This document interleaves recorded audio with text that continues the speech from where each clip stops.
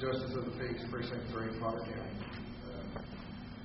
Everybody else in the room knows me. So I'm running as a Republican candidate. I'm a lifelong Republican.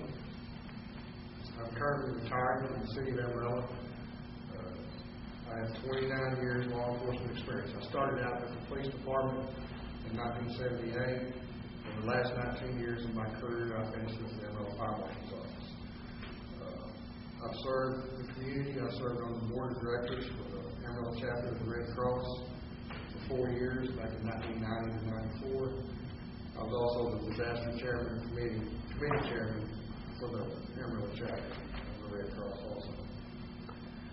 I was also past president of the West Texas Fire and Arson Investigators Association on 2 different occasions. And then I've taught numerous classes throughout my career, probably over 500 hours of classes I've taught, including classes on the Code of Criminal Procedure, which deals with inquests, what the JPs do, fire inquests on dead bodies.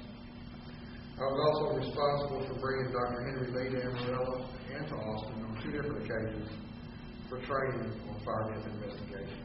As anybody knows, Dr. Henry Lee is probably one of the top 2 forensic scientists in the world.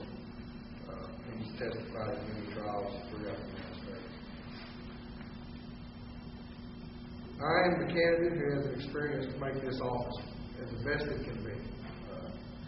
In my 29 years, I have experience working homicides, I've worked suicides, I've worked fatal car wrecks, I've worked fire deaths, a multitude of things. I'm the only candidate that's certified as a fire and arson investigator, and that brings much experience to the JP's office that nobody else in my history of Potter County or Randall County has never had before in this office. My main focus on this campaign is to run a clean and fair race.